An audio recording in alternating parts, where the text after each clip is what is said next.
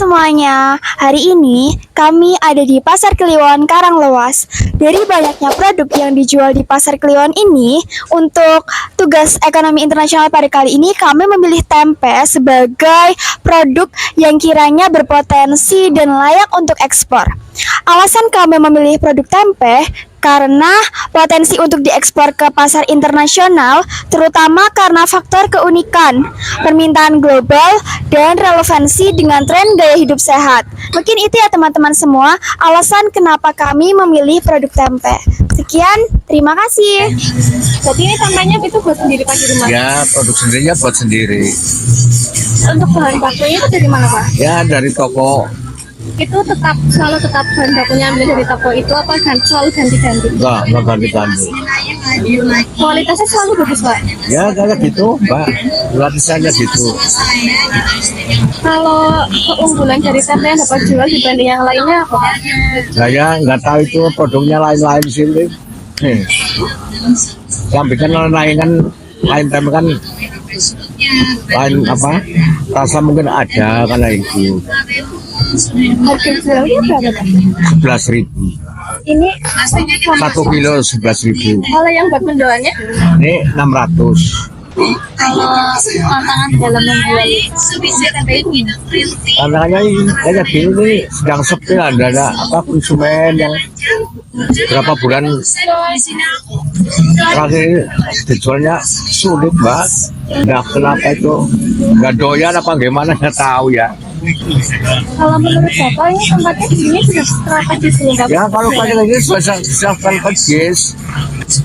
Kalau buat penjualannya itu Bapak cuma menjual dari pasar apa juga menitipkan ke warung-warung seperti itu? Dulunya ke warung-warung tapi sekarang langsung ke pasar. Kalau online? Online nggak ada online. Kalau harga bahan baku itu kan kedelai gitu Pak? Ya kedelai. Suka naik turun gitu ya? Ya. Itu mempengaruhi harga jualnya nggak Pak? Ya enggak lah. Enggak, berarti tetap konsisten gitu Iya. harga jualnya? Ya kadang turun kadang naik karena itu. Ini cukup ya Pak? Ya sama. Di sini kami akan menyampaikan hasil analisis SWOT untuk melihat kelayakan tempe sebagai produk ekspor. Yang pertama, ada strength atau kekuatan. Yang pertama ada pada nilai gizi. Tempe kaya akan protein, serat, vitamin B, dan isoflavon yang menjadikannya menjadi pilihan makanan yang sehat. Yang kedua ada merupakan produk tradisional yang unik. Tempe memiliki nilai budaya yang dapat menarik pasar dan konsumen yang mencari makanan otentik. Kemudian yang ketiga ada cocok untuk vegetarian dan vegan.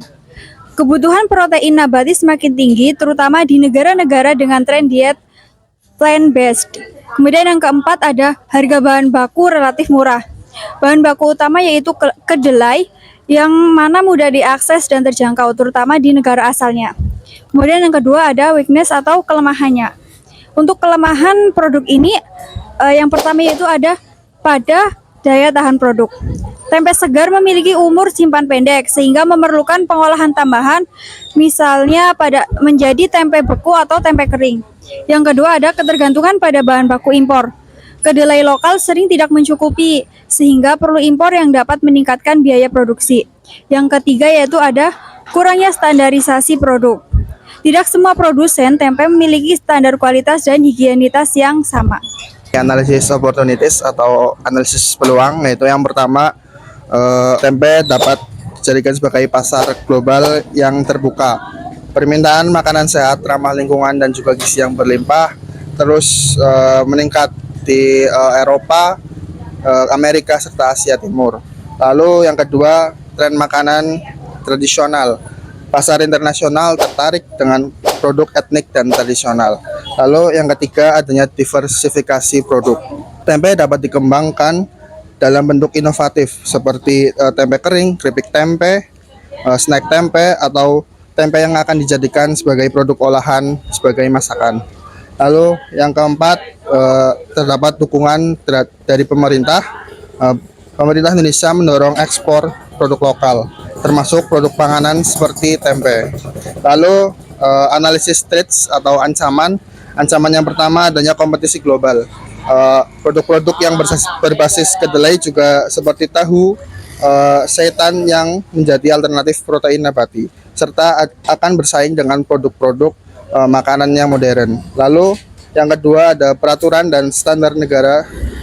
Negara tujuan ekspor mungkin memiliki regulasi yang ketat terkait keamanan pangan, sertifikasi organik dengan label produk.